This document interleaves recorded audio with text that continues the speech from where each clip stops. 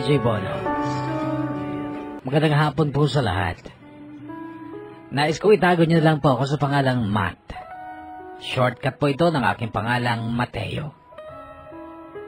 Matagal na po kami dito sa Cagayan. Nakapunta kami dito dahil sa kabutihang loob ng isang dating amo ni Mama sa Maynila. Sina Ma'am Lilia at Sir Oscar. Naglalabada si Mama sa kanila. Sina Ma'am Lilia at Sir Oscar ay mayroon namang 5 anak pero 3 lang ang kasama nila sa bahay dahil ang 2 ay may mga asawa na noon at nasa ibang bansa pa. Bunsong anak nila ang kambal na sina Oliver at Olivia. Mas matanda lang ako ng 1 taon kina Oliver at Olivia. Madalas akong isama ni Mama sa mga laking bahay ni Ma'am Lilia noong nasa elementarya pa lamang ako. Tinutulungan ko si Mama sa paglalaban niya at kapag nandun ako ay natutuwa si Oliver dahil may nakakalaro siya. Kahit kasi mayaman sila ay hindi matapobre si Oliver. Pero si Olivia medyo may masamang ugali. Noong mga panahong ito na nasa elementarya ako ay nakakatuwa ang pamumuhay naming mag-ina.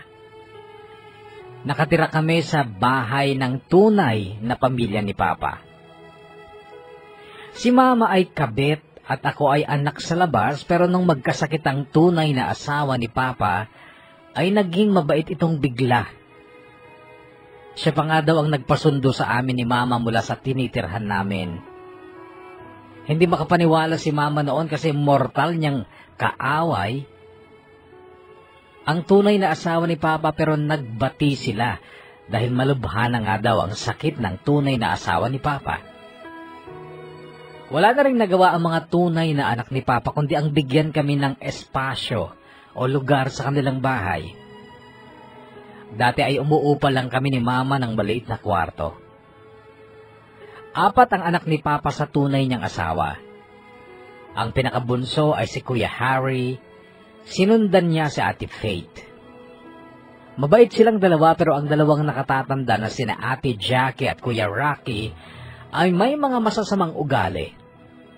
Hindi nila kami tanggap pero syempre si Papa at si Tita Susan pa rin naman ang nasusunod sa kanilang bahay. Nagtatrabaho pa rin si Papa noon sa gobyerno pero malapit na rin mag-retire. Sa mga araw na hindi naglalabas si Mama kina Ma'am Lilia ay nasa bahay lang siya at siya ang kasakasama ni Tita Susan. Si Tita Susan ang tunay na asawa ni Papa. Sa pagdaan pa ng mga araw napapansin kong nagiging magkasundo si Mama at Tita Susan. Hanggang si Mama na nga ang nag-alaga kay Tita Susan noong nakaratay pa lamang ito.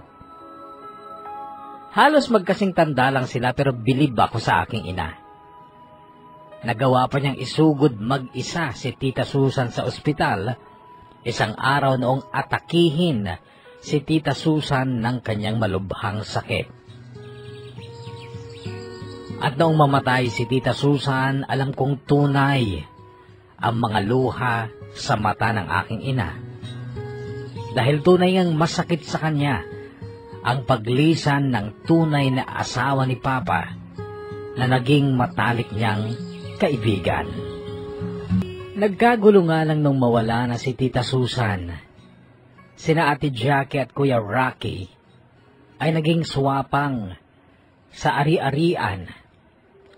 Pilit nilang hiniling kay Papa ang kanilang mga mana kahit buhay pa nga si Papa. Gusto na raw kasi nilang magsarili. Noon naman lumabas ang katotohanang wala pala silang mamanahin dahil ang bahay at lupa nila sa Bulacan ay parehong nakasanla dahil nabaon si Papa sa utang dahil sa pagpapagamot noon kay Tita Susan.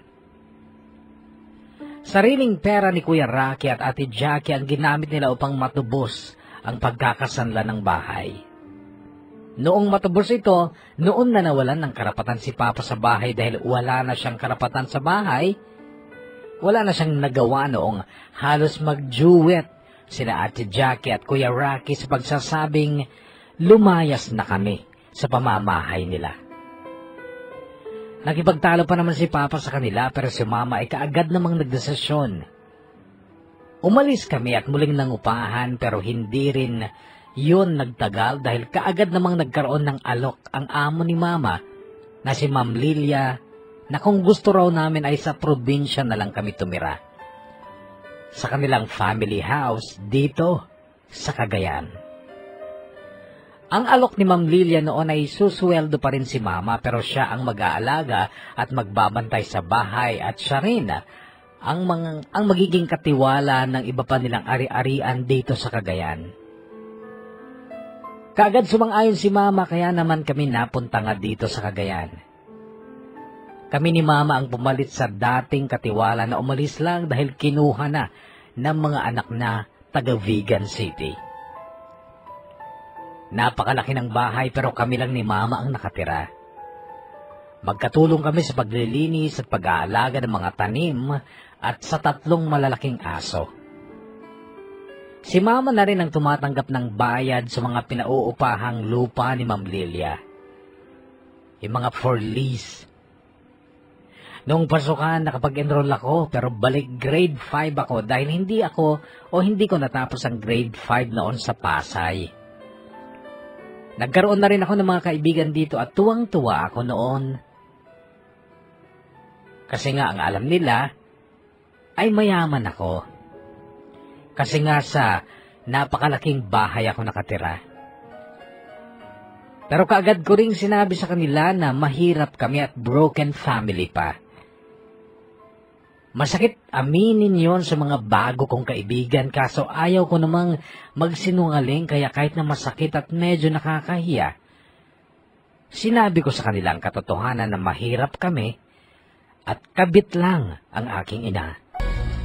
Naging maayos ang buhay namin ni Mama dito sa Cagayan kahit na madalas ay nakikita kong malungkot si Mama at alam kong si Papa ang iniisip niya.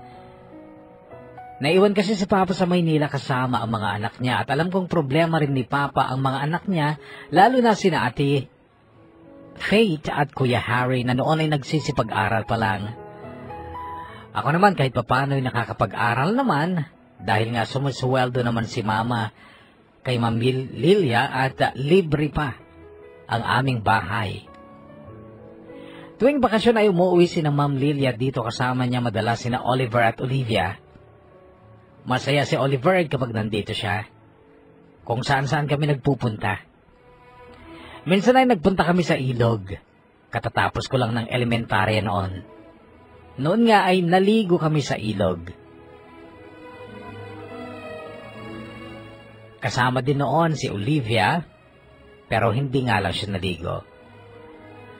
Akala ko mahusay lumangoy si Oliver pero hindi pala. Muntikan na siyang malunod. Mabuti na lamang at nasagip ko siya pero nanghina dahil nga nakainom ng maraming tubig. Sobra ang pag-alit ni Ma'am Lilia sa amin noon kasi nagsumbong si Olivia sa kanyang ina. Mula noon na hindi na kami pinayagang magpunta ng ilog. Pero parang nasa signos yata talaga ni Oliver noon ang madisgrasya. May isang hapon, nasa gilid kami ng highway. Naglalakad kami papuntang basketball court. Dinidribble ni Oliver ang hawak niyang bola pero biglang tumalbog ito sa highway. Tumakbo siya bigla para habulin ng bola pero siya namang padaan ng isang rumaragasang bus. Mabuti na lamang at mabilis ko siyang nahila. Pareho kaming natumba dahil sa lakas ng pagkakahila ko sa kanya. Sobra ang pagkasindak ni Oliver noon dahil muntikan na talaga siya. Pangalawang beses na to Nanghihinang sabi niya nung tinutulungan ko siyang bumangon. Tapos sa tapat namin ay may humintong van dahil mayroong pasaherong bababa. Paglingon ko kapuso sa loob ng van ay may nakita akong isang tao sa loob na sobrang pamilyar ang mukha sa akin. Nakita kong nagulat din siya nung makita niya ako. Inulit ko siyang tingnan pero noon ay isinara na ang pintuan ng van. Ang ginawa ko kapuso't tumakbo ako para makita ko ulit yung taong yon sa loob. Hindi na tumingin sa akin pero malakas ang kabog ng dibdib ko noon. Hindi ako maaaring magkamali. Ang aking ama ang nakita ko. Ginabi kami sa basketball noon pero hindi nawala sa isip ko si Papa na nakita ko sa loob ng van. Dati ko nang nabanggit kay Oliver ang bagay na yon pero hindi siya naniniwala. Baka daw kamukha lamang ng Papa ko. Paano naman daw kasi mapupunta si Papa dito? Yung van ay biyahing downstream to Gigaraw. Pati kay Mama ay nasabi ko rin ang nakita ko at hindi rin siya naniwala sa akin. Hanggang sa umuwi na sina Ma'am Lilia at muli ay naiwan kami ni Mama sa malaking bahay. Isang hapong naglilinis ako sa bakuran ng may mag-doorbell sa gate. Noong buksan ko ang gate, nagulat ako. 2 tao ang nasa labas, si Marco yung isa, at yung isa ay si Papa. Noon pa lang naniwala si Mama sa akin na si Papa nga ang nakita ko sa van. Ayon sa kwento ni Papa, hinanap daw niya talaga kami. Sandali kaming naging masaya ni Mama noon kasi nakasama namin si Papa ng ilang araw lang sa malaking bahay.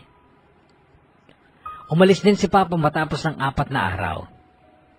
Sumapit ang pasukan, first year na ako sa high school. Kagad akong nagkagusto sa isang kaklase kong si Emily. Pero kay Marco ko lang nasabi ang tungkol sa damdamin ko. Si Marco din ang nagsabi sa akin na alangan ako kay Emily. Dahil doon ay hindi ako gumawa ng hakbang para magparamdam kay Emily. Itinago ko na lang ang damdamin ko sa kanya.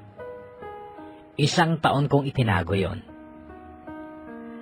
Noong 2nd year na kami lalong gumanda si Emily pero wala siyang pinapansin sa mga nanliligaw sa kanya. Buwan ng Oktubre, 2nd year high school ako noon, nakita ko ulit sa isang van si Papa. Papuntang downstream ang van. Tumigil ako noon kasi iniisip kong bababa si Papa. Baka kako lumagpas lang ang sinakyan niyang van.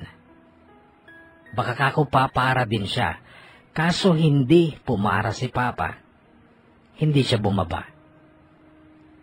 Sinabi ko yun kay Mama at noon ay napansin kong napaisip ng malalim ang aking ina. Baka may pinupuntahan ng Papa mo doon. Narinig kong sabi ni Mama. Sino naman po kaya? Tanong ko. Napasulyap sa akin si Mama bago sinambit ang mga salitang, baka may iba na naman siyang asawa doon. Inasahan naming darating si Papa noong mga sumunod pang araw, kapuso. Pero nabigo kami ni Mama sa paghihintay kay Papa. Noon ko napansin na laging nagiging malungkot ang aking ina.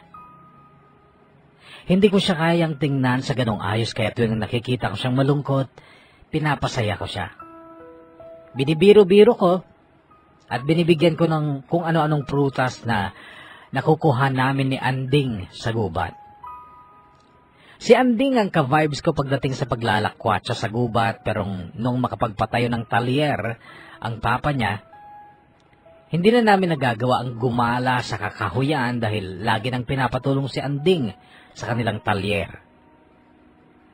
Ako din naman ay nagkaroon ng interes sa mga trabaho sa talyer kaya't noong bakasyong yon ay lagi kong sinasamahan si Anding sa mga trabaho nila sa talyer.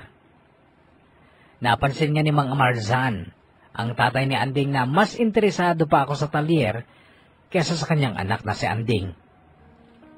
Marami akong natutunan noon kay Mang Marzan sa talyer at noon pa lang ay nangarap na akong pagdating ng araw ay bubuo ako ng sarili kong sasakyan o kaya ay magtatrabaho ako sa isang pagawaan ng mga sasakyan. Masarap mangarap lalo na kapag nakikita ko si Emily. Pinapangarap kong si Emily ang unang babaeng isasakay ko sa aking sasakyan. Ganoon kasi ako sa klase kapag boring ang teacher. Lumulutang ang isip ko at kay Emily ako nakatitig. Nakakausap at nakakabiroan ko na rin si Emily kapag kasama ko ang mga barkada ko sa klase, pero hanggang noon ay hindi pa niya alam na crush ko siya.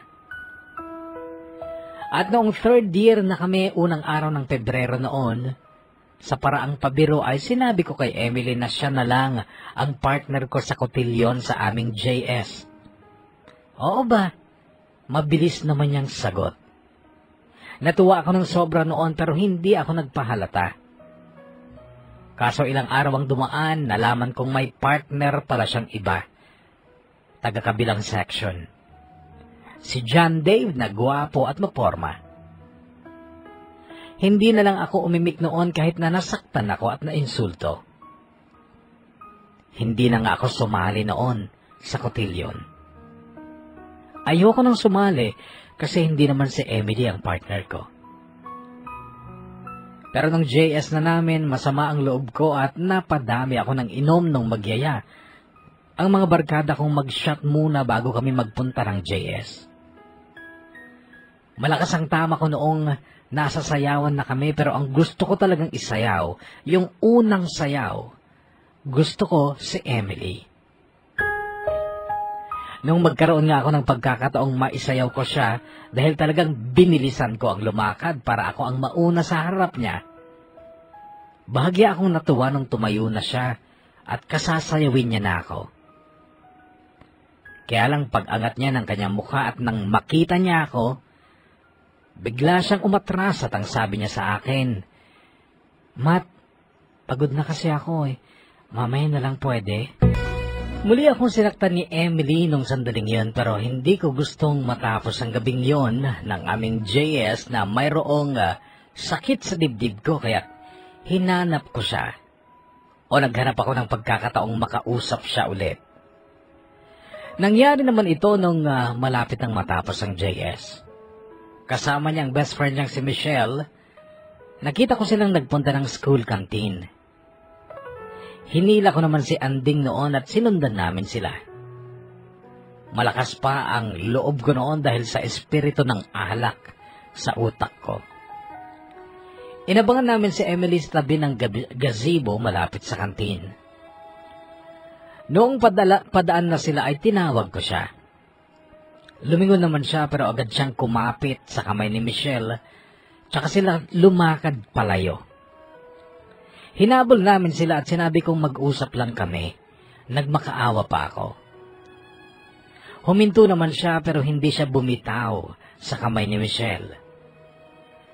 Kaya ang sabi ko, kung pwede sana tayong dalawa lang. Mabilis siyang sumagot. Hindi pwede, Matt. Sabihin mo na kung anong gusto mong sabihin, tsaka pakibilisan. Emily, gusto ko lang malaman mo na crush kita. Matagal ko nang alam yan, Matt. Kung hindi ko nagkakamali, nung first year pa tayo.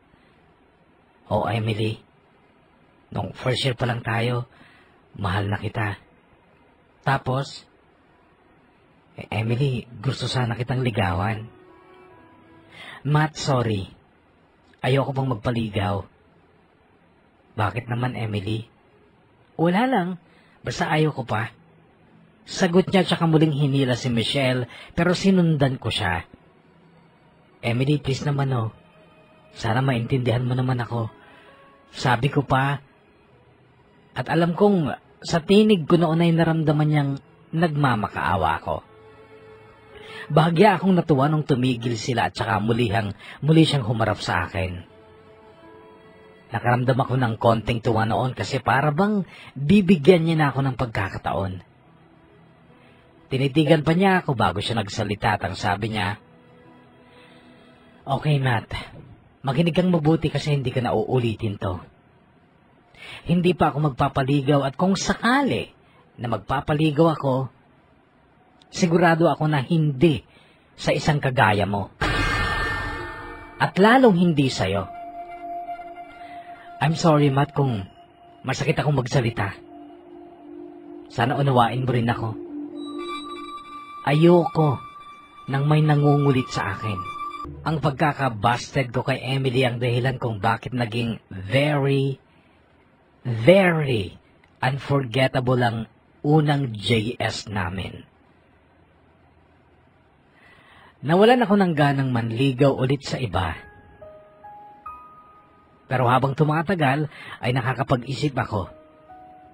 Siguro, hindi pa talaga panahon para makipagrelasyon kasi wala pa naman akong ibubuga sa buhay. Hindi naman kasi ako kagwapuhan, hindi ako mayaman, wala pa akong nararating sa buhay. Noong fourth year high school na ako ay muli ako nagkaroon ng kursunada sa school. Siya naman, si Rosel. Simple pero maganda si Rosel.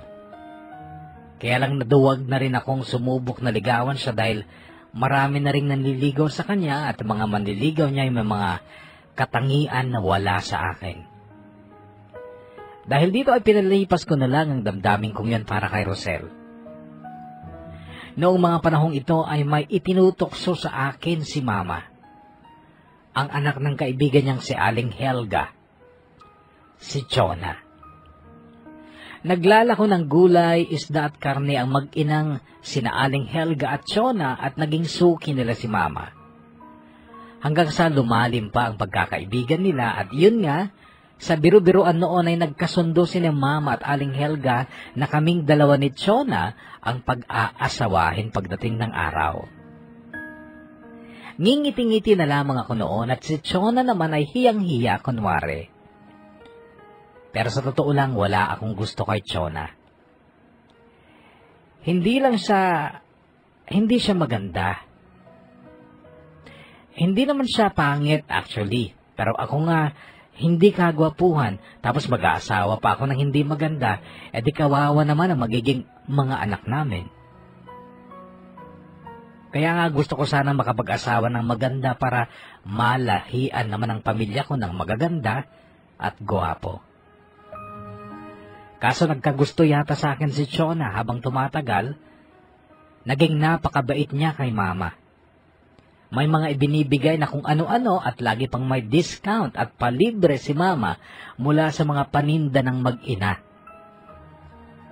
Hanggang sa isang gabi, magkasalo kami ni Mama sa hapunan, bigla na lamang niya akong biniro ng ganito. Anak, pag 21 ka na, asawahin mo na si Chona para magkaapo na kami ni Helga, anak. Noong bakasyon, dumating si Ma'am Lilia at Olivia. Hindi nila kasama si Oliver pero may padalang regalo si Oliver sa akin. Cellphone. Para yon sa 18th birthday ko. April 8 kasi ang birthday ko. Masaya ako noon, lalo pa akong bumilib sa kabaitan ni Oliver na anak ng amo namin. Noong enrollment na ay napagdesisyonan kong sumama na lang kay Anding sa pagpapa-enroll sa TESDA. Kumuha kami ng automotive mechanic. Kinailangan din namin ni Anding noon ang mag-boarding at noon ay nagkaroon ng bagong excitement ang buhay ko. Dahil nagkaroon ako ng mga bagong crush. Lalo na si Marian na kapitbahay namin sa boarding house. Maganda si Marian at mabait pa.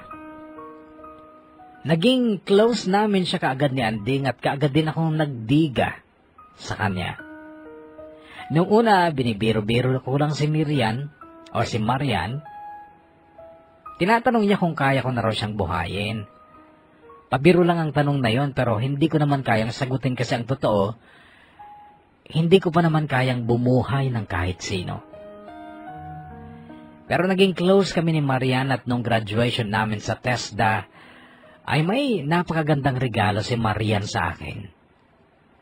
Isang napakatamis na halik sa aking pisngi.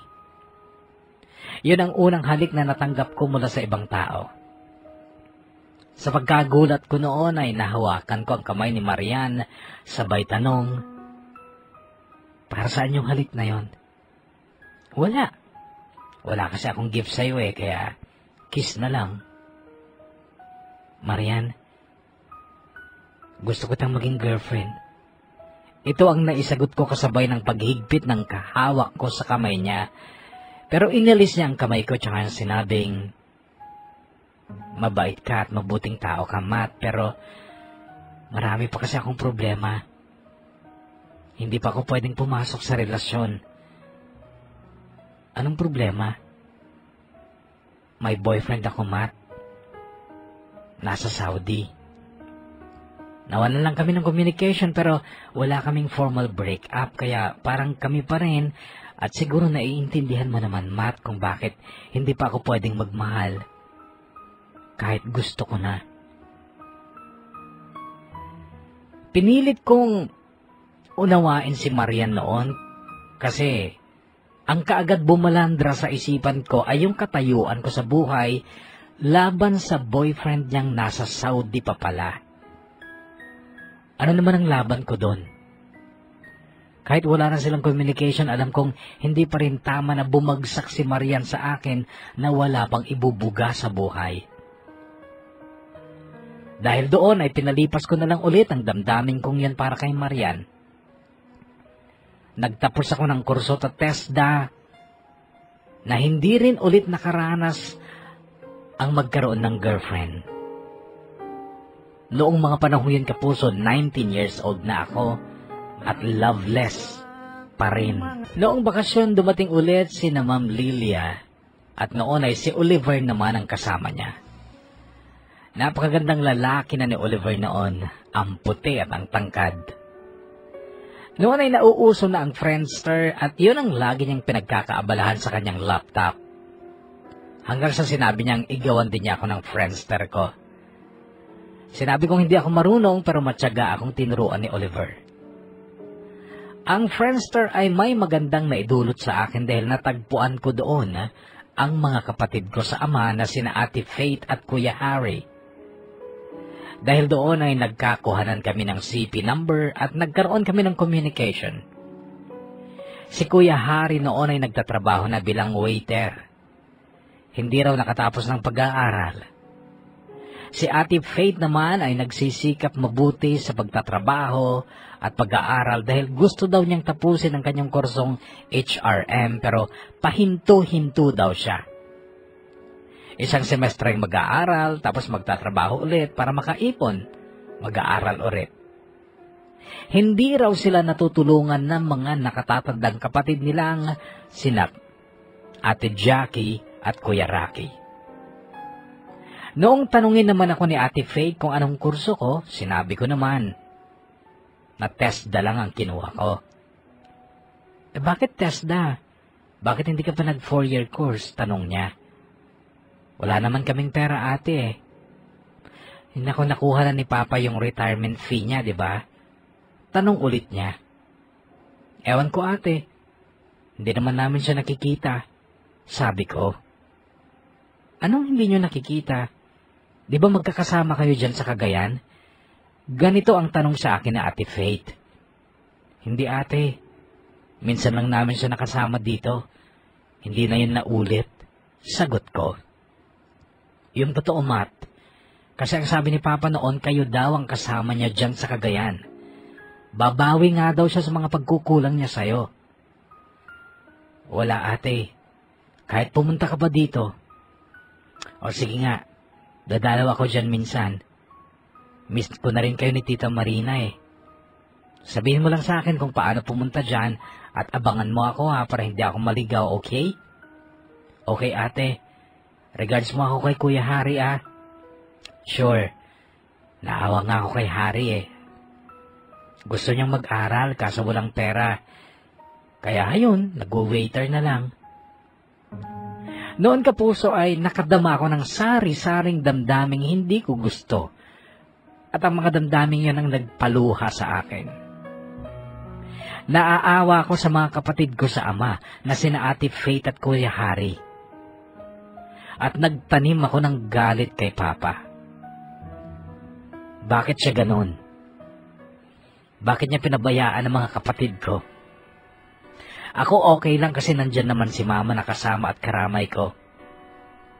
Pero sina Ate Faith at Kuya Harry, wala na silang ina. Bakit niya pinabayaan?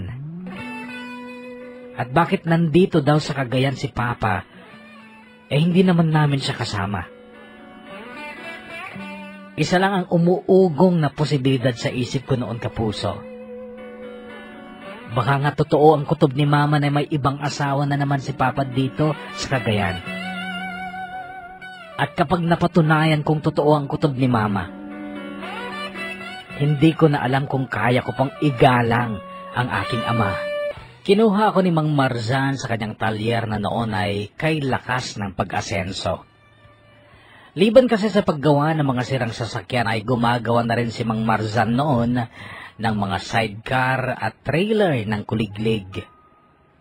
Kinuha niya ako bilang isa sa mga trabahador niya. At yung araw ngayon ay puro grasa ang kamay ko at ang damit ko dahil ako ang napasabak sa pagkukumpuni ng isang sirang kotse nang may dumating akong bisitang magandang dalaga na kasama ni Mama. Pagligon ko, si Ate Faith. Niyakap niya ako kahit na ang baho-baho ko dahil sa pawis at grasa. Tuwang-tuwa akong makita ang Ate Faith ko noon. Nakikita ko rin kasi ang sarili ko sa kanya kasi nga kahawig namin ang aming ama. Malukot niyang binalita sa akin na gustong-gusto daw ni Kuya Harry ang sumama pero hindi siya pinayagan ng mga boss niya.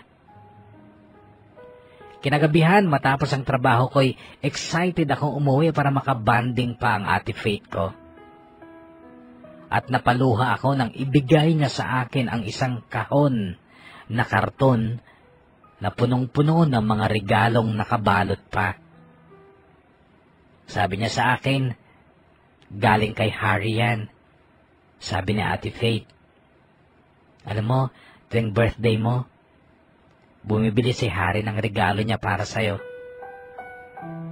Dahil hindi niya na ibibigay sa'yo, ayan, naipon tuloy.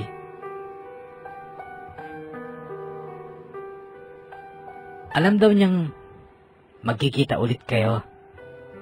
And that time, marami ka nang bubuksang regalo mula sa kanya.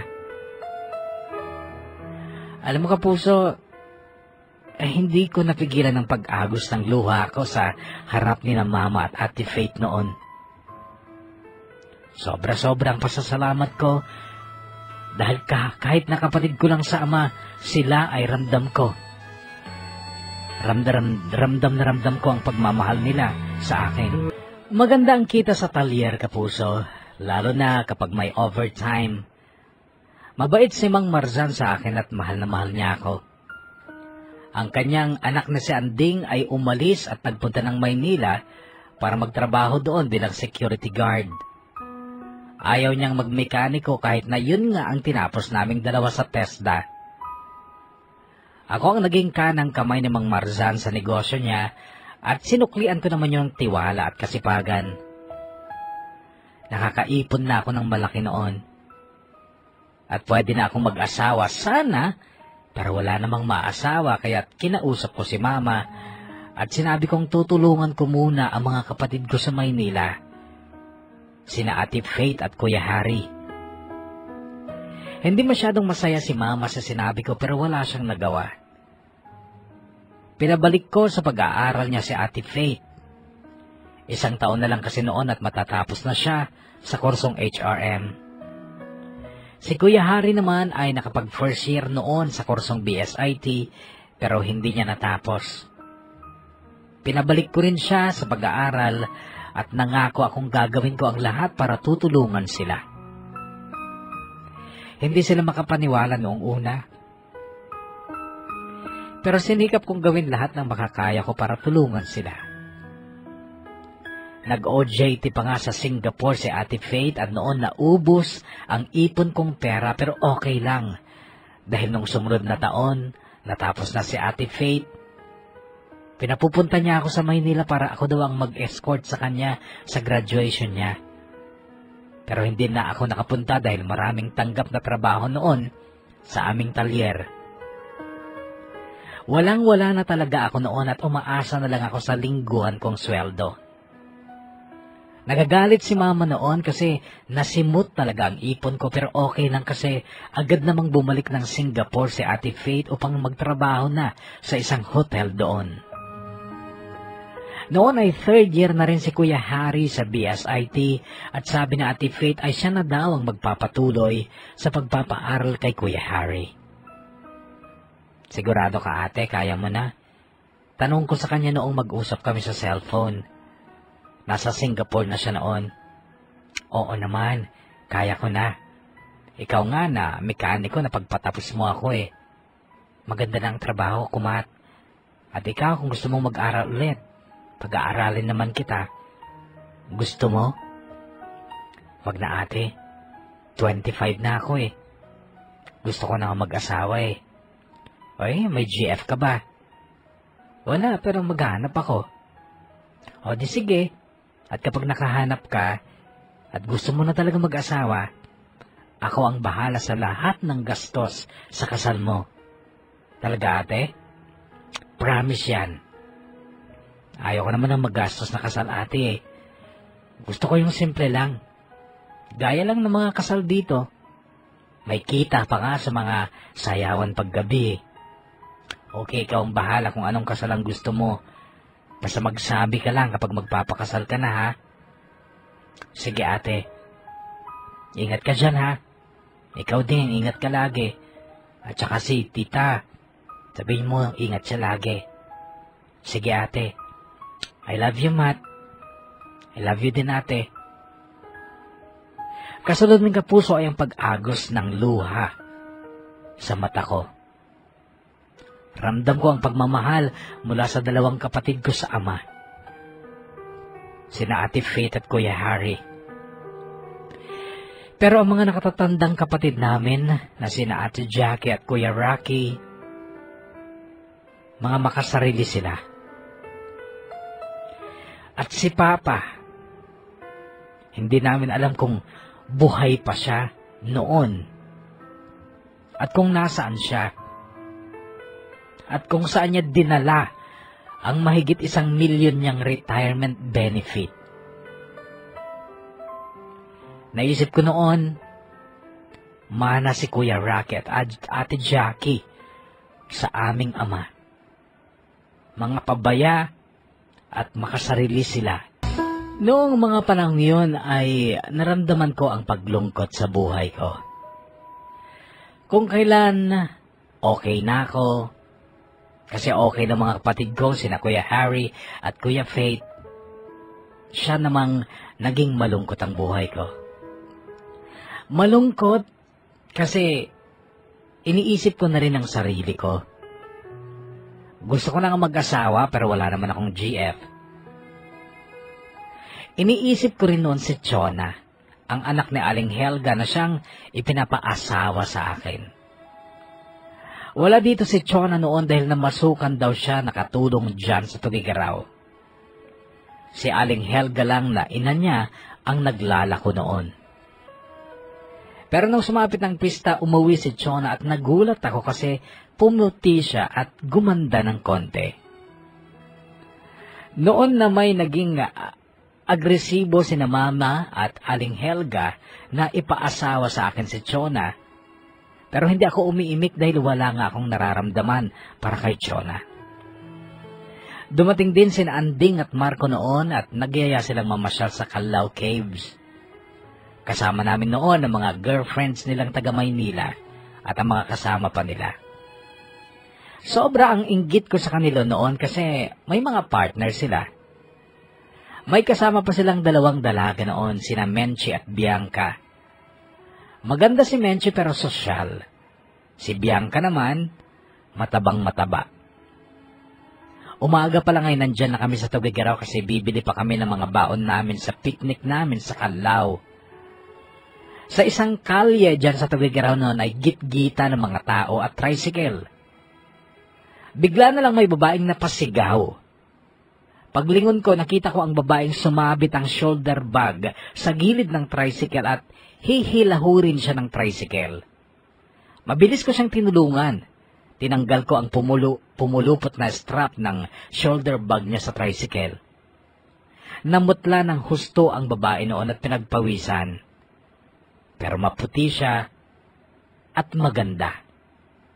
Salamat ha. Humihingal niyang sabi sa akin nang matulungan ko siya. Noon ay napako ang mga mata ko sa mukha niya. Talagang maganda siya. Bagay sa kanya ang kanyang malaking nunal sa pisngi. Hindi ko siya nasagot sa kanyang pagpapasalamat, pero hindi talaga nawala sa isipan ko ang kanyang magandang mukha. At nasa akin noon ang sobrang panghihinayang dahil hindi ko man lang nalaman ang kanyang pangalan. At hindi ko man lang nakuha ang cellphone number niya. Kaya't hindi ako mapakali noon sa sobrang panghihinayang. Pero alam mo kapuso, bigla kong inisip na ang babaeng yon ay nakatadhana talaga para sa akin. Kasi matapos ng 5 oras namin sa Callao Caves at paalis na kami, sumakay na ulit kami ng bangka papuntang kabilang panig ng ilog, ay dumating naman ang isa pang bangka at nagulat ako nang makita ko ang babaeng nakangiti at kumakaway sa akin. Siya yung babaeng sumabit ang bag sa tricycle na tinulungan ko. Hindi ako mapakali noon. Alam mo, parang gusto kong tumalon sa bangka noon at lumangoy upang makasama siya at makausap. Kasi nga paalis na yung bangkang sinakyan namin at kararating lang nila. Narinig ko ang isang kasama ni Anding noon, gutom daw siya. Sinabi kong kumain muna kami kasi may nagtitinda naman ng pansit doon. Kaya lang nung matapos kaming kumain ng pansit at nagyaya na silang umuwi, mabuti na lang at wala pang sasakyan noon kaya't naghintay pa kami sandali.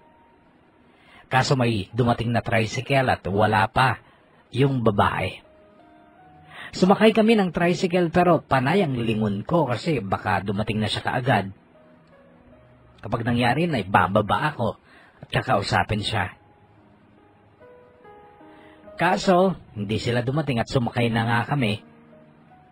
Kaya lang bago dumating sa isang ilog, matapos ang mahabang rough road, ay biglang huminto ang tricycle, flat daw ang gulong. Dahil doon ay nahinto kami ng matagal hanggang sa may dumating na tricycle. At halos lumundag ang puso ko nang makita kong isa sa mga sakay ng dumating na tricycle ay ang babaeng tinulungan ko. Nanghiram ng bomba ang driver ng sinakyan namin. Natuwa ako nang makita kong bumaba ang babae mula sa loob ng sidecar at nakangiti siyang lumapit sa akin. Anong nangyari? Tanong niya. Flat?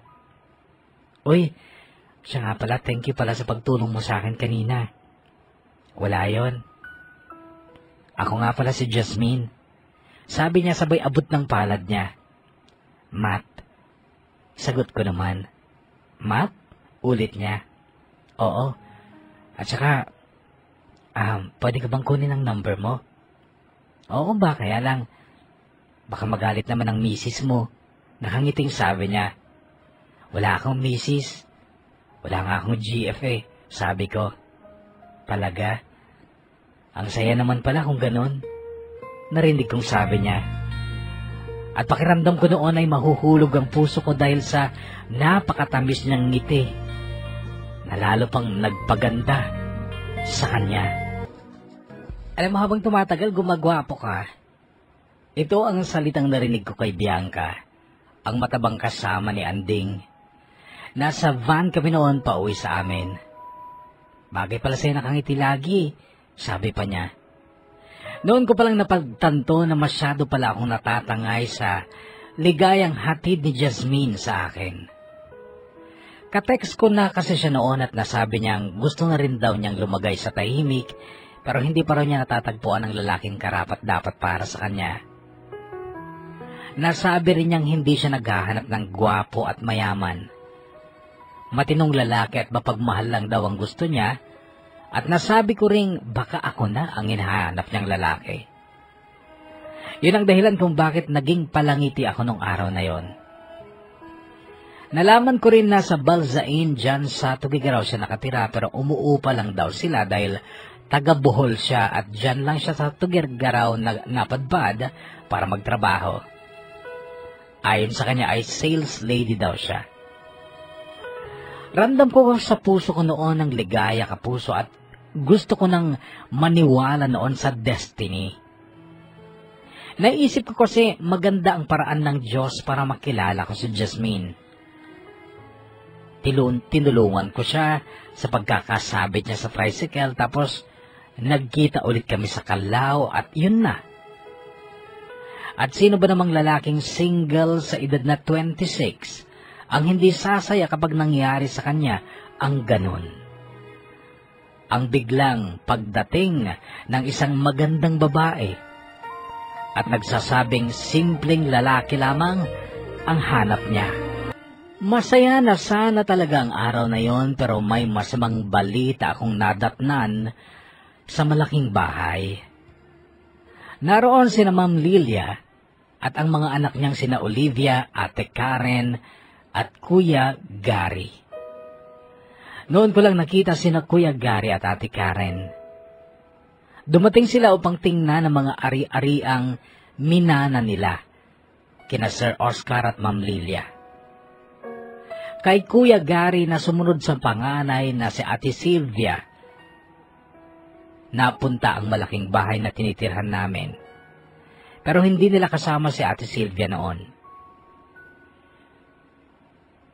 Hati sila ni Kuya Gary na magmamana sa malaking bahay at maluwang na lote. Doon na raw sila titira kasama ang pamilya niya at ang mga magulang at kapatid ng asawa ni Kuya Gary. May mga katulong daw sila kaya hindi na kami kailangang tumira doon. Saan sila titira? Narinig kong tanong ni Olivia na parang may pagmamalasakit sa amin. Hindi, okay lang ho. May matitirhan po kami. Sabad ko na. Pero nagsalita si Ma'am Lilia at ang sabi niya, may maliit na bahay sa likod ng bodega sa highway. Doon na lang muna kayo. Nakita kong may awa sa mga mata ni Olivia para sa amin noon. Kinabukasan ay lumipat nga kami ni Mama sa likod ng bodega. Medyo malayo na yon sa malaking bahay. Yung bodega ay pagmamay-ari din ni Ma'am Lilia at sa panganay nga daw na si Ate Sylvia na nasa Australia pa, iyon na ipamana. Ang bodega ay ginagamit noon na tambakan ng mga fertilizer. Inuupahan yon ng isang negosyante. Sa bandang likod ng bodega ay may maliit na bahay nga pero sira-sira na. Kasi nga yari lang ito sa kawayan at kugon. Halos kubo nga lang. Tinirahan daw yon noon ng katiwala sa bodega. Sa harap ng kubo, may kalsada pero sarado ang bakod dahil ang daan ay sa harap na gate. Malayo ang lalakarin mo bago mo marating ang bahay kasi malawak ang lupain sa likod ng bodega. Masukal pa dahil may mga malalaking damo na tumubo doon. Kitang-kita ko ang lungkot sa mata ng aking ina noon. Para siyang basang sisiw. Lalo na noong pangatlong gabi namin sa kubo, umulan ng malakas at ang daming tulo ng bubong. Binaha pa halos at wala kaming matulugan noon. Kinabukasan naghanap ako ng mauupahang kwarto malapit sa talyer. Wala akong nakita pero sabi ni Mang Marzan, magpapagawa na lang daw siya ng kwarto sa likod ng talyer para sa aming mag-ina. Doon na lang daw kami titira. Noon kapuso ay nakaramdam ako ng matinding awa sa aking sarili at lalo na sa aking ina. Nakakalungkot isiping hanggang noong mga panahong yon ay para kaming mga tuyong dahon na tinatangay lang ng hangin. At wala kaming magawa para makontrol ang aming tadhana. Kaso hindi yun nangyari. Hindi nangyari yung pagpapatayo ni Mang Marzan ng kwarto sa likod ng talyer. Kumontra ang misis niya. Sayang daw ang gastos at hindi raw maganda na may nakatira sa lugar ng negosyo, baka daw malasin. So naghalap ulit ako ng maupahan at nakakita naman ako pero malayong malayo na talaga sa talyer. Napakaliit pa dahil dating tambakan lang daw yun ang pagkain ng mga baboy. Nakadikit ito sa may kalakihang bungalow na pagmamay-ari ni na Aling Maming at Mang Rosendo. Ang liit ng kwarto, Mat, sabi ni Mama. Ayos lang yan, Ma. Paano pag namatay ako?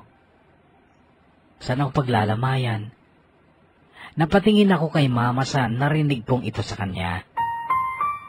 Kung ano-ano naman sinasabi mo, sabi ko. Ang sagot niya, magkaroon ka man lang sana ng sarili mong bahay at lupa, Mateo. Iniisip mo ng pag-aasawa mo, saan mo ititira ang babaeng aasawahin mo? Dito? Natinag ako sa sinabing yun ni Mama pero hindi ako nag-react. Asawahin mo na kasi si Chona. May sarili siyang bahay mag-ina. At kapag asawa mo na siya, sa inyo na mapupunta ang bahay na yon, kahit maliit yon. Di yun na lang ang pondahan mo para lumaki at gumanda. Iniwanan ko si Mama noon dahil hindi ko gusto ang naririnig ko sa kanya. Pinagduduldulan na naman niya ako kasi kay Chona. Lumabas ako ng bahay at tinext ko si Jasmine. Hindi siya nagre-reply noon pero nung madaling araw, tumawag siya. Maaga daw kasi siyang nakatulog at nagising lang daw siya dahil sa masamang panaginip. Anong panaginip? Tanong ko naman. Napanaginipan ko na matandang-matanda na raw ako pero wala akong kasama, wala akong anak, wala akong asawa. Ang sama naman pala ng panaginip na yan, sabi ko. Pero ang sagot niya, Mat, kailan ka ba pupunta dito? Hindi ko pa nga alam eh. Marami pang trabaho sa talyer. Akala ko ba gusto mo na mag-asawa? Tanong niya. Oo, ikaw ba? Gusto mo ba ako? Tanong ulit niya. Oo naman. Ikaw, gusto mo ba ako? Pumunta ka dito sa Tugigaraw. Kailangan natin mag-usap para malaman natin kung talagang gusto natin ang isa't isa, Mat. Okay, sige. This week, pupuntahan kita. Pangako? Oo. Promise, Jasmine. Pupuntahan kita dyan. At iuwi kita dito kung gusto mo. Sige, pag-usapan na lang natin yan, Mat. Kaso bago dumating ang araw na kailangan ko nang puntahan si Jasmine dyan sa Tugigaraw, ay mayroon kaming bisitang dumating. Gabing-gabi, sakay ng isang tricycle na inarkila niya. Si Papa. At hindi siya nagpaligoy-ligoy sa paghingi ng tulong pinansyal sa amin. Natural, sinumbatan siya ni Mama. Hindi mo ba nakikita ang sitwasyon namin, Arman? Itong tinitirhan namin ay dating bodega ng feeds para sa mga baboy. At ikaw ang nagkamal ng milyon sa retirement mo. Uutangan mo pa kami? Wala na yung pera. Marami akong binarayang utang sa pagpapagumot ko kay Susan noon. Ito naman ang dahilan ni Papa. Doon ay natigil si Mama pero nung muli itong magbunganga ay para ng investigador si Mama sa dami niyang tanong kay Papa. Mga tanong na gusto kong sagutin din ni Papa. Una ay kung saan siya nakatira dito sa Cagayan. Ang sagot niya, Alcala. May iba ka bang asawa sa Alcala? Tanong ni Mama. Wala. Nakabili lang ako ng lupa doon. Tinatamnan ko ng gulay pero malayo pa ang ani at kailangan ng pera dahil magpapagumot ako. Hindi naniwala si Mama pero napilitan din si Mama magbigay ng pera. Kay Mama ko kasi binibigay ang mahigit kalahati ng lingguhang sweldo ko kaya may pera si Mama. Inihatid ko lang ng tingin si Papa nung lumakad na siya palayo ng aming tirahan, pero napansin ko may nahulog siyang papel mula sa kanyang bulsa. Pinulot ko yon, nakita ko reseta. Reseta ng CVMC at ang pangalan ng babae ang nakasulat sa reseta na siyang pasyente. Noon ay hinabol ko si Papa. Nakasakay na siya noon sa inarkila niyang tricycle. Sino itong nasa reseta? Tanong ko. Napatitig si Papa sa akin. Wala yan, sagot niya. Noon, Kapuso, ay nag-init na ang ulo ko, napamura ko. Ang tanda mo na. Sinungaling ka pa, sigaw ko sa kanya. Noon, Kapuso, ay bumaba siya sa tricycle. Galit. Sinunggaban niya ang kwelyo ng damit ko at tinulak niya ako palayo sa driver at galit niyang sinabing, wag mo akong pagsasalitaan ng ganon, Mateo. Wala kang respeto. Tinabig ko ng malakas ang kamay niya at gusto ko siyang suntukin. Sige, tuloy mo. Sigaw niya pero hindi ko ginawa. Tinalikuran ko siya. Humakbang ako palayo pero narinig ko siyang nagsalita at ang sabi niya sa akin, akala mo kung sino ka. Noon ay binalikan ko siya. Ikaw sino ka sa tingin mo? Sigaw ko. Bigla niya akong sinuntok pero hindi siya tumama. Sumuntok ulit, nailagan ko rin. Itinulak ko siya. Noon ay umawat na ang driver. Minura ko si Papa, ang lutong na mura.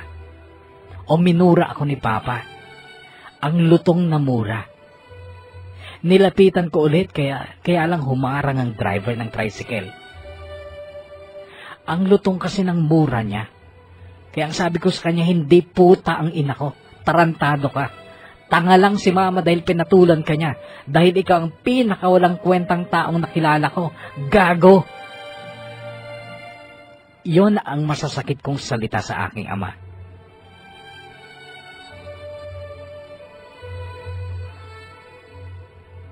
Pero sa lahat ng mga sinabi kong yan, Kapuso, ako rin ang nasaktan. Dahil matapos kong sabihin yon, ay bumalong ang mainit na luha mula sa mga mata ko.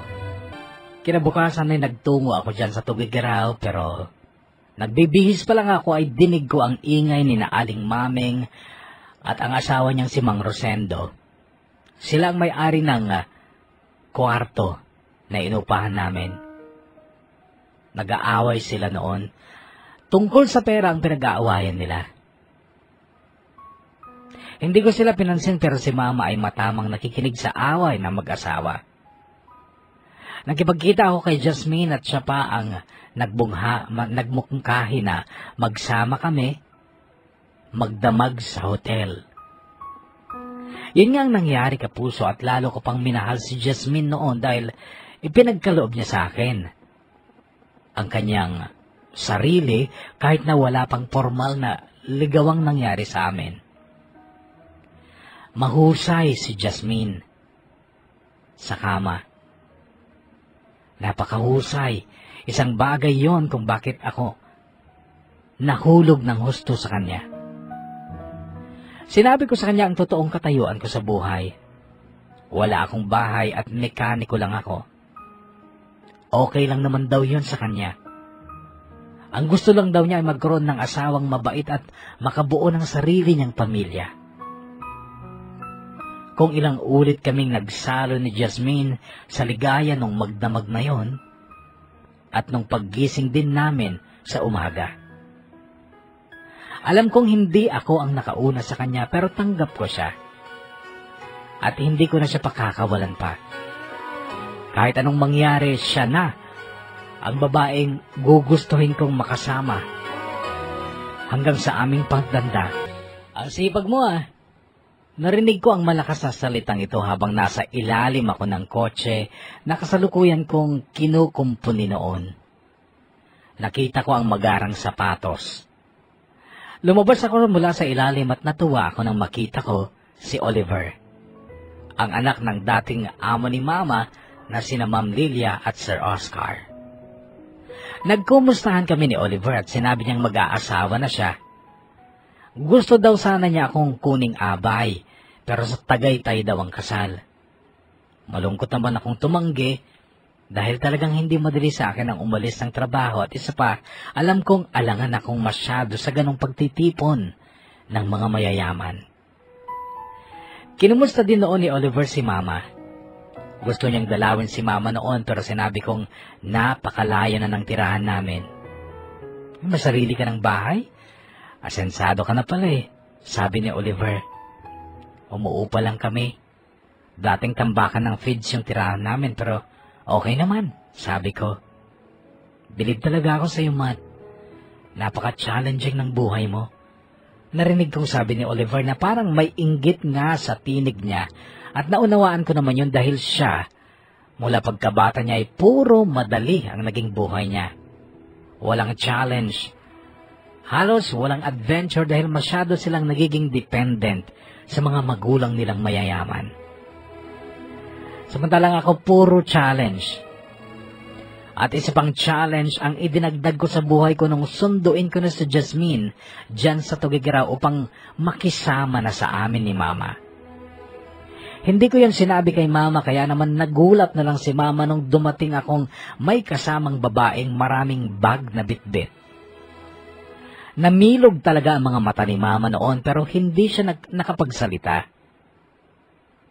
Ma, si Jasmine, asawa ko, pakilala ko.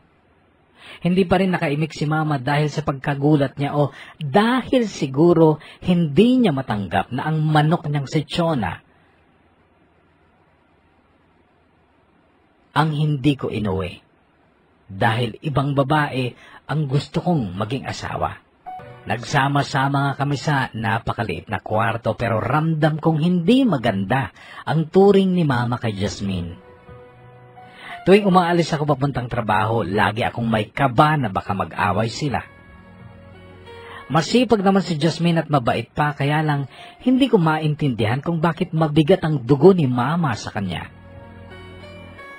Ganun nga ang pakiramdam ko nung tanghaling yon.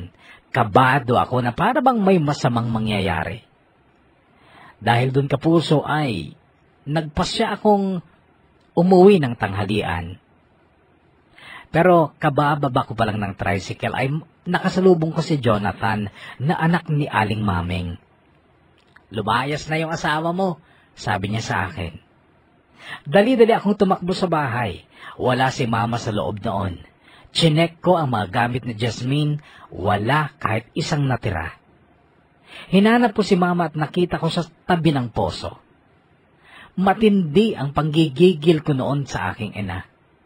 At alam kong naramdaman niya yun nang makita niyang humahangos ako sa paglapit sa kanya at hindi ako nagpreno sa aking biglaang at galit na pagtatanong sa kanya. Bakit mo pinalaya si Jasmine? Jasmine yan! Nora! Nora ang totoong pangalan niya! Nora o Jasmine? Ina, bakit mo siya pinalaya? Dahil hindi siya tama para sa'yo! Ayaw ko siya para sa'yo! Ako ang makikisama sa kanya, hindi ikaw! Eh di habulin mo!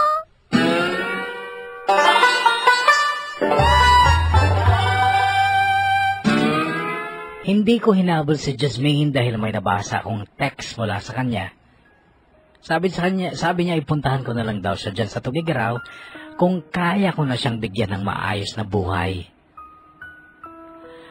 Ayon kay Mama, naghalungkat daw siya sa mga gamit ni Jasmine at nakita niya ang mga papeles. Medical certificate at birth certificate ni Jasmine at nakita niyang Nora Casino ang tunay na pangalan ni Jasmine. May kinalaman si Aling Maming sa pagpapalayas ni Mama kay Jasmine. Sinabi ni Mama sa akin na pinapaalis na raw kami sa kwarto dahil nagpapagamot daw sa albularyo si aming Maming at nasabi sa kanya ng albularyo na mayroong malas sa kanyang pamamahay. Mula daw noong tumira kami sa kanila ay nagsimula na silang malasin sa buhay. Nasira ang kanilang ani, naging sakitin pa siya. Madalas daw kasi ang Malas daw kasi ang nagsasama na hindi pa kasal, pati ang pagiging broken family namin ay naungkat na maari din daw magdulot ng kamalasan. Nung wala na si Jasmine, hindi naman na kami pinapalayas pero masama pa rin ang loob ko kina Aling Maming. Hindi ko tanggap ang paniniwala niya, kaya naghanap rin ako ng bahay o kwartong pwede naming lipatang mag-ina. Noon ay lalong bumigat ang aking mundo dahil sa text ni Jasmine. Ang text ni Jasmine, uwi na lang ako ng Bohol. Huwag ka. Paano naman ako?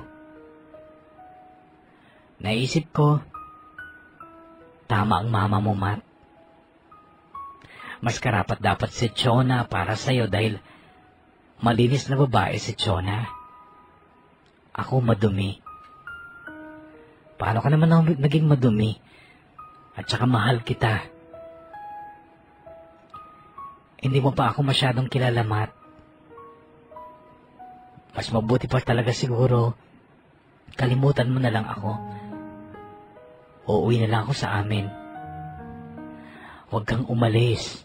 Eto nga, naghahanap na ako ng ibang bahay na lilipatan natin. Susunduin ka agad kita dyan kapag may nahanap na ako. Huwag mo akong iiwan, Jasmine. Mahal na mahal kita. Ito ang buong tapat kong mensahe kay Jasmine sa pamamagitan ng text. Pero ang reply niya sa akin ay ganito. Mamahalin mo pa kaya ako, Matt, kapag nalaman mo ang katotohanan na ako ay isang GRO. Isa akong maruming babae.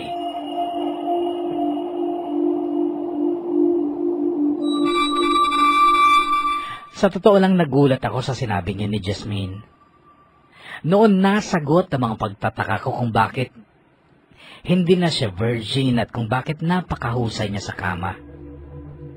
Ako naman kahit hindi ako gwapo at hindi ako mayaman at professional ay nagkaroon ako ng konting pride sa sarili ko.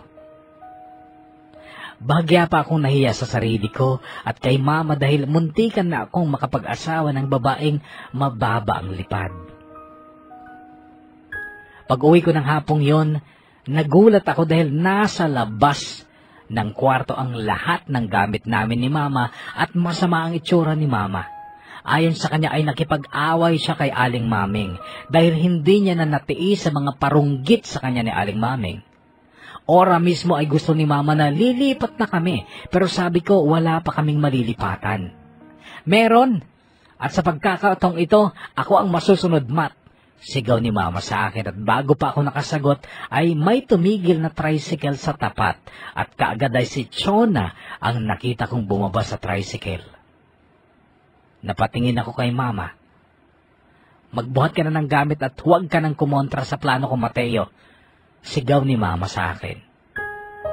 Napasulyap ako kay Chona. Isang nahihiyang ngiti ang nakita ko sa mga labi niya. Nagkakaroon ng itsura si Chona noon pero nalilito pa rin ako. Para kasing mali na makikipisan kami sa tahanan ng babaeng ipinapaasawa sa akin pero hindi ko naman gusto. Ito ay parang pangit sa akin. Parang nakakabawas sa pagkalalaki ko. Kaya lang marami din ang nagsasabi kung sino daw ang ayaw mo. Siya naman palang nakatadhana talaga para sa'yo. Ano ba ginagawa mo, Matt? Magkarga ka na. Sigaw ulit ni mama sa akin. Nakatulala kasi ako noon. Lumapit naman si Chona sa akin. At ang sabi ni Chona sa akin, nahihiya ka pa bang makitira sa amin? Tanong niya. Oo sagot ko. Maging praktikal ka na, Matt. Kailangan mo nang lamunin ang pride mo dahil wala ka naman talagang choice. Sabi pa niya. Nagulat ako sa mga salitang ito ni Chona. Nalito ako dahil ang pagkakakilala sa kanya ay tahimik at mahiyain, pero bigla na lang nalaman kong medyo matalim din pala siya magsalita. Ayaw ko yung narinig kong salitang lamunin ko ang pride ko. Lalaki ako at hindi ako dapat pinagsasabihin ng ganon ng isang babae. Umalis na kayo. Mama, hindi tayo lilipat. Sigaw ko kay Mama. Galit na lumapit sa akin si Mama. At bakit hindi? Wala tayong matitirahan. Demonyo ang tingin sa atin ng may-ari ng bahay na ito, Matt. Ano bang problema mo? Oo nga naman, Matt. Nakangiting sabad ulit ni Chona. Kunwari pa namang ayaw mong makitira sa amin? Ay nako, talagang nayayabangan na ako sa'yo, Matt. 28 ka na, di ba? At binata ka pa. Naghahangad ka pa ng maganda. Hindi ka naman gwapo. Alam mo, Matt, pasalamat ka pa nga't may nagkakagusto sa'yo eh. Kung hindi lang mabait ang mama mo sa akin, hindi ko naman ipagduduldulan ang sarili ko sa'yo eh. Parang nanay ko na kasi siya. Kaya kung ayaw mong sumama sa bahay namin, si Nanay Marina na lang isasama ko. Naningkit ang mga mata ko sa mga narinig kong yun kay Chona. Sa totoo lang, bigla akong nayabangan sa kanya. Hindi ko napigil si Mama sa pagsama niya kay Chona, pero hindi ako sumama. Nakitulog ako noon sa bahay ng barkada ko, pero halos hindi naman ako nakatulog dahil sa mga text ni Jasmine o ni Nora sa akin. Litong-lito ako noon dahil parang mahal ko si Jasmine, pero maduming babae siya. Mabait si Jasmine. Madumi lang kasi. Si Chona naman, malinis nga siguro pero nakita ko na ang ugali niya. Hindi naman siya mataas, pero maliit ang tingin niya sa akin. Si Chona nag-aabang sa akin. Inaabangan niyang lamunin ko ang pride ko. Pag umuwi ako sa kanila, iisipin niyang nilaman ko na ang pride ko. Si Jasmine naman nagbibilang ng araw. Nag-iipon lang daw siya ng pamasahe niyang pauwi ng Bohol. Pag umalis siya, baka hindi na kami magkita. Gusto raw niyang magbagong buhay na. Ayaw niya na ng trabaho niya. Ayaw niya na ng buhay niya. Nakakalito. Ramdam ko sa puso ko na mahal ko si Jasmine, pero ang isip ko naman ay kumukontra. Sige. Pakikinggan ko ang puso ko. Susunduin ko si Jasmine. Ipaglalaban ko siya. Kaso saan ko siya ititira?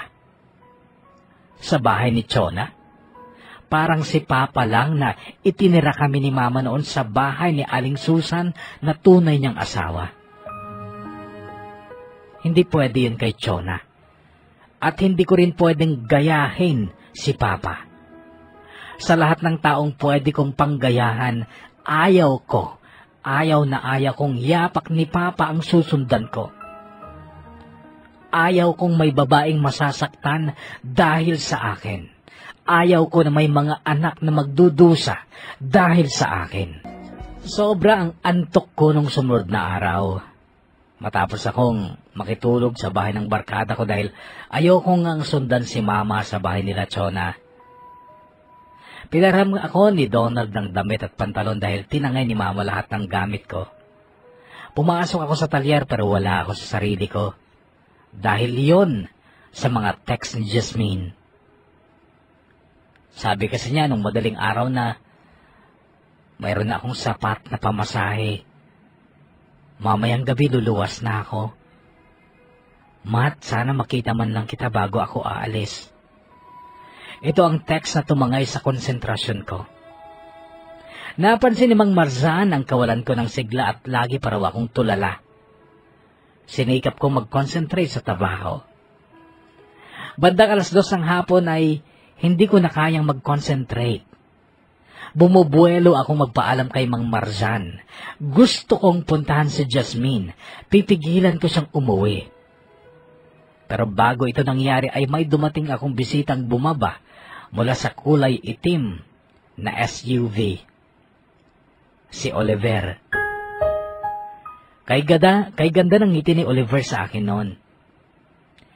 Ang sabi niya, gusto ko lang pumasyal dito bago kami aalis. Sa Amerika na kasi kami titira. Gusto lang sana kita makajamming muna. Bungad niya sa akin. Nurse daw sa Los Angeles, California ang asawa niya at siya naman ay magtatrabaho na rin sa isang bangko doon. Nadaanan ko pala si Mama Marina kanina. Kwento pa niya sa akin. Si Mama ang tinutukoy niya. Nakilala ko na rin si Chona, yung magiging misis mo. Nakangiting kwento pa niya, pero agad ko siyang itinama. Kinuwento ko kay Oliver ang totoong sitwasyon ko, pati ang kalagayan ni Jasmine. At ang sabi sa akin ni Oliver, tamang-tama palang dating ko eh. Ngayon, makakabawi na talaga ako sa'yo, sabi niya. Anong makakabawi? Dahil ibibigay ko sa'yo ang pinaka-the best na pagpapayo, Matt, sabi niya. Anong the best na pagpapayo? Sige nga. Tanong ko at naghintay ako sa bibitawan niyang salita. Kung ano ang nasa puso mo, sundin mo.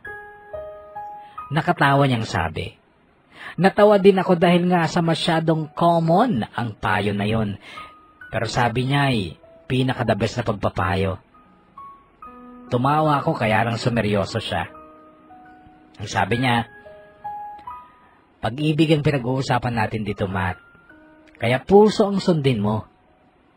Walang taong malinis at madumi sa taong tunay na nagmamahal. Lahat tayo makasalanan. At ikaw, magkakasala ka ng malaki sa sarili mo kung hindi mo sinunod ang sigaw ng puso mo. At hindi mo alam kung paano patatawarin ang sarili mo kapag nagkamali ka ng desisyon. Matapos kong marinig ang mga salitang ito kay Oliver ay humakbang ako palapit kay Mang Marzan at nagpaalam ako. Sinabi kong kailangan kong pumunta ng Tugigaraw. Sabi ni Oliver, sasamahan daw niya ako. Nagpunta kami kina Chona at kay ganda ng ngiti ni Chona noon. Talaga namang napakaganda ng smile ni Chona. Narinig ko pang sabi niya. Sabi ko na nga ba, isusuko mo rin ang pride mo eh. Sabi niya. Hinarap ko siya at nginitian din. Tama ka, Chona. Kailangan isuko ang pride para lumigaya. Sabi ko sabay tawag kay Mama. Inutusan ko lang si Mama na maglabas ng damit ko dahil makikiligo ako. Sinamahan pa ako ni Chona. Itinuro niya sa akin ang banyo. At ang sabi pa niya, gusto mo samahan kita? Ako magpapaligo sa'yo. Nakangiting sabi niya. Nginitian ko lang siya pero isinara ko agad ang pinto ng banyo sabay sambit ng salitang ilusyonada. Mabilis magpatakbo si Oliver pero masayang-masaya siya. Hanggang noon ay naiinggit siya dahil sa dami daw ng adventure at challenges sa buhay ko, bagay na hindi man lang daw nangyari sa kanya. 6:30 ng gabi ay nandyan na kami sa Tugigaraw at si Jasmine ay nasa terminal na ng Victory. Dala na raw niya ang lahat ng gamit niya. Sinabi kong huwag muna siyang sumakay kasi on the way na ako. Agad akong niyakap ni Jasmine nung magkita kami sa terminal. Tigib ng luha ang mga mata niya, pero pinunas ko ang mga luhang yon. Isinakay ni Oliver ang mga bag ni Jasmine, tapos pinasakay niya kami. Dinala kami ni Oliver sa isang hotel. Nag-iwan siya ng pera sa akin, tsaka siya nagpaalam. O teka, saan ka pupunta? Tanong ko kay Oliver. Uuwi muna. Babalik ako bukas o makalawa. Basta dito lang kayo. Hintayin niyo ako dito at huwag kayong aalis hanggat hindi ako bumabalik. Dito lang kami? Oo. Ayusin ko lang yung titirhan niyo sa bodega, sabi niya. Noon ay napangiti na ako at hinayaan ko siyang umalis. Hinarap ko naman noon si Jasmine. Okay lang ba sa'yo na sa bodega muna tayo titira? Tanong ko kay Jasmine.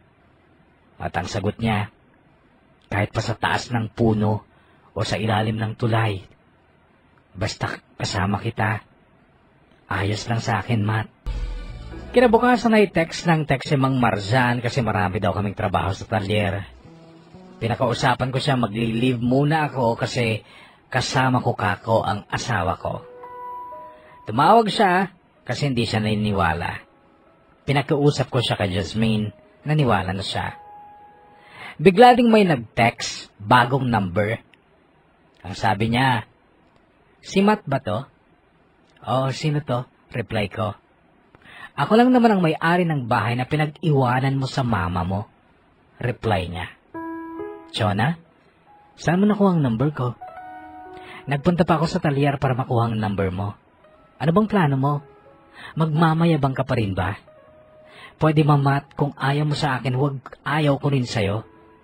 Masyado kang mayabang, wala ka namang ibubuga." Nabasa rin ni Jasmine ang mga text na ito ni Chona kasi magkatabi lang kami sa kama noon. Pero sa halip na magalit ay natawa si Jasmine at ang sabi niya, "Alam mo pag ganyan magiging asawa mo, 30 anyos ka pa lang may high blood ka na o kaya sakit sa puso."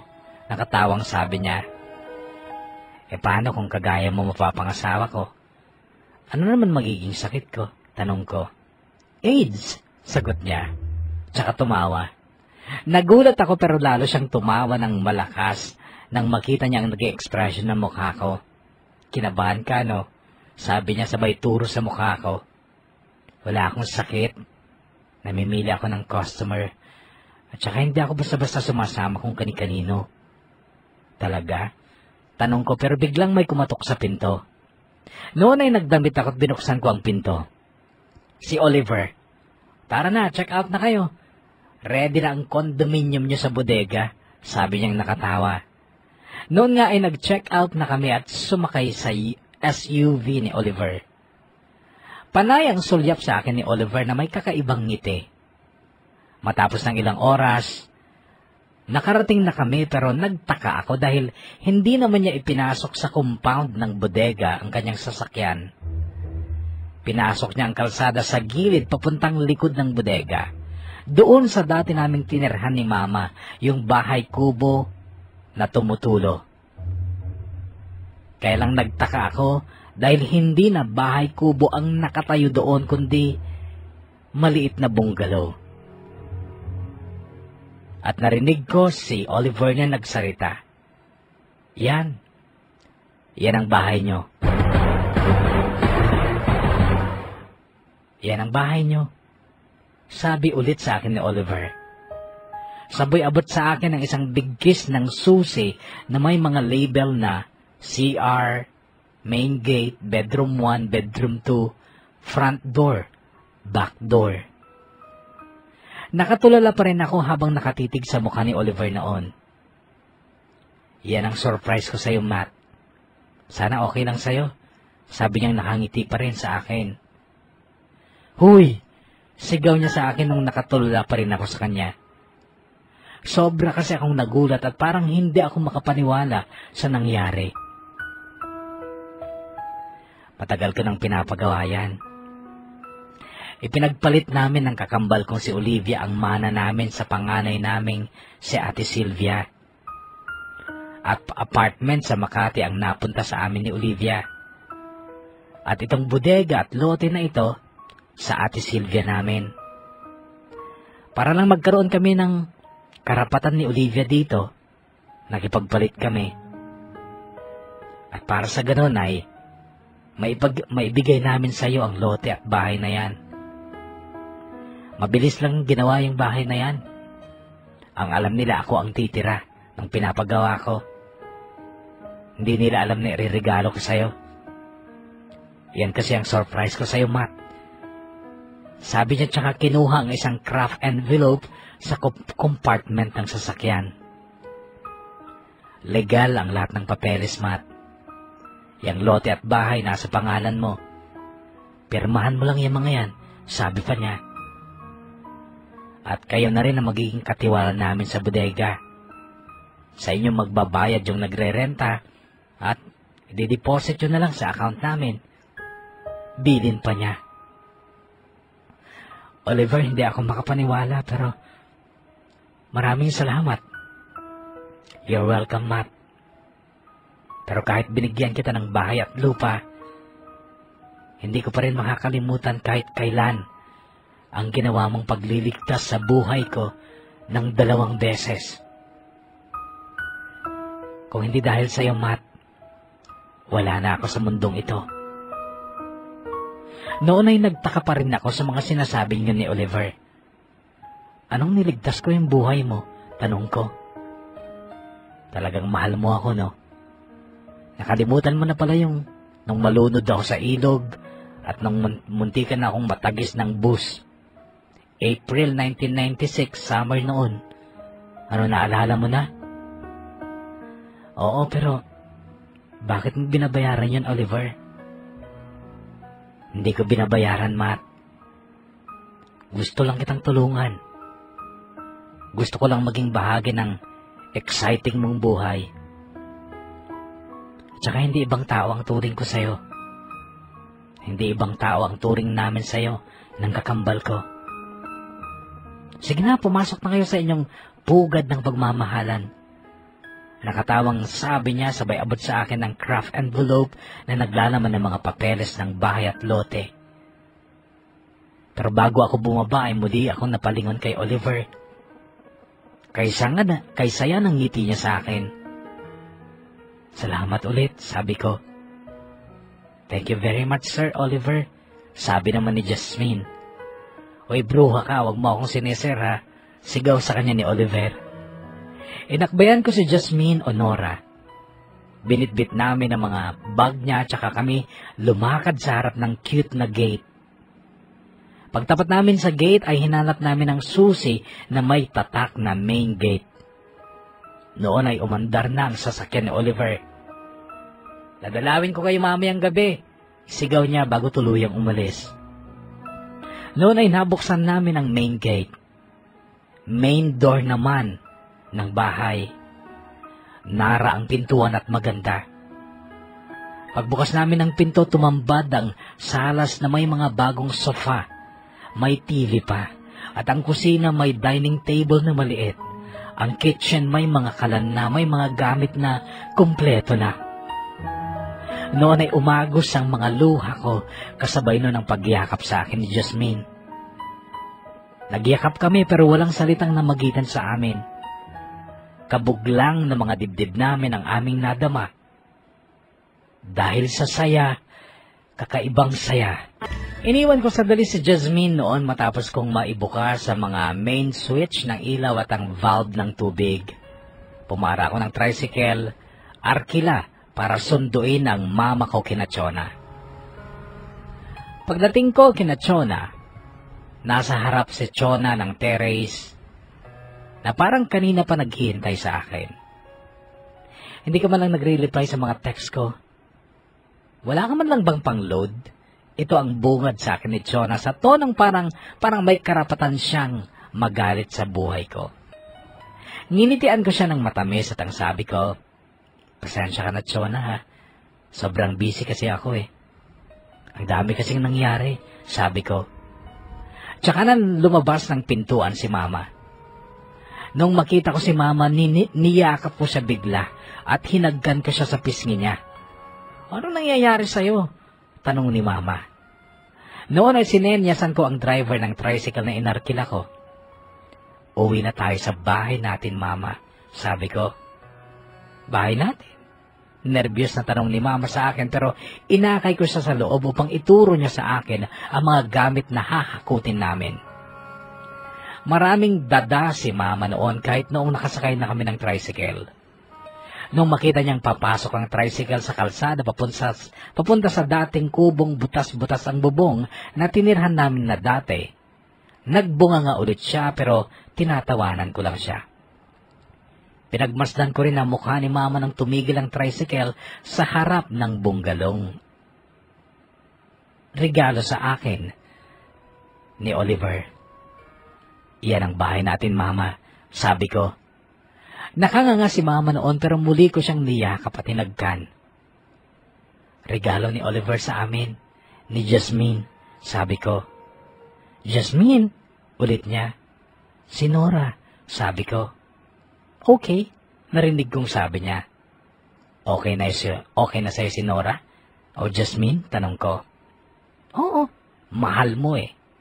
At saka, lumabas ang totoong ugali ni Chona. Hindi ko na rin siya gusto. Noong kumatok kami sa pinto ay kaagad nagbukas si Jasmine. Nakaduster siya at bagong paligo. Matamis ang ngiti niya sa amin at ang sabi niya kay Mama, "Pwede po bang magmano?" Sumagot si Mama, "Beso-beso, para sosyal." Sa ngayon, kapuso, ay masaya kaming namumuhay dito sa aming munting palasyo. Nanganak si Jasmine noong May 2010 para sa aming unang baby. Noon ay lalo pang nagkaroon ng saya sa aming bahay. March 2011 ay pinayagan ko siyang umuwi sa Bohol upang sunduin ang mga magulang niya para naman sa aming pagpapakasal. Noon naman tinupad ni Ate Faith ang pangako niyang sasagutin niya ang aming kasal, pero hindi siya nakauwi. Simple lang ang kasal namin, may sayawan sa gabi, seremonya sa simbahan kinabukasan. Dumating din si Kuya Harry at si Olivia na noon ay dalaga pa rin.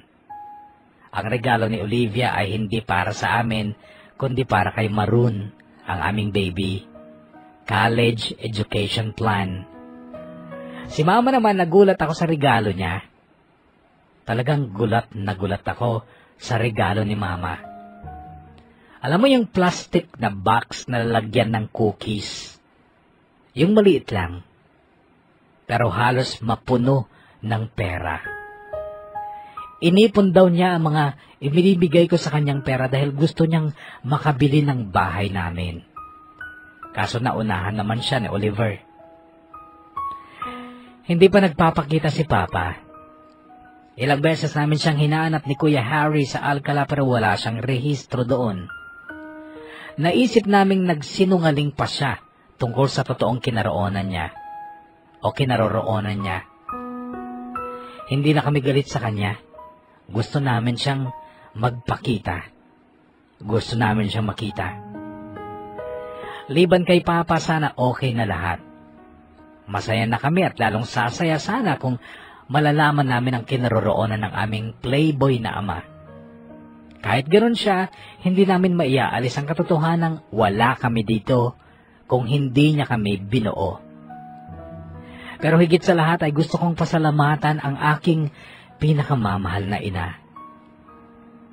Sa totoo lang, si Mama ang tunay na bayani sa buhay ko.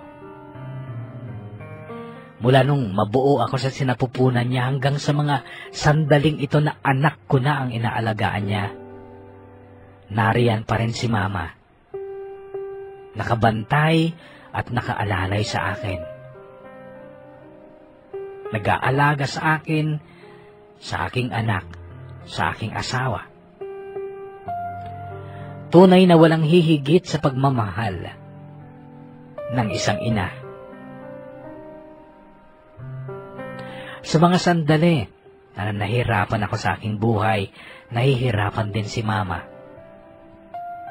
Marami pa siyang paghihirap na hindi ko lang alam. Ikaw na ang maging asawa ng isang lalaking maraming asawa. Alam ko kung gaano kadami, kabigat ang paghihirap mo, Mama. Pero kahit minsan, hindi mo pinaramdam sa akin ang mga paghihirap na yon. Kaya Mama, maraming salamat. Hindi ko pa siguro nasasabi ang mga salitang ito sa iyo, Mama. Mahal na mahal kita. At salamat dahil kahit kailan, ni minsan, hindi mo ako iniwanan. Ngayong may anak na kami ni Jasmine, nakikita ko kung gaano nahihirapan ang asawa ko sa pag-aalaga sa anak namin, kahit nariyan kayo para tulungan siya. Naisip ko tuloy kung paano mo ako inalagaan nung maliit ako. Samantalang nag-iisa ka pa, wala kang katulong, wala kang kasama. Mama, ikaw ang idol ko. Ikaw ang the best at mahal na mahal kita. Hanggang dito na lang, kapuso, at sana'y mabasa nyo rin ang kwentong ito ng buhay at pag-ibig ko. Sana'y patuloy pa ang paglawig ng inyong programa. Nagpapasalamat, Matt.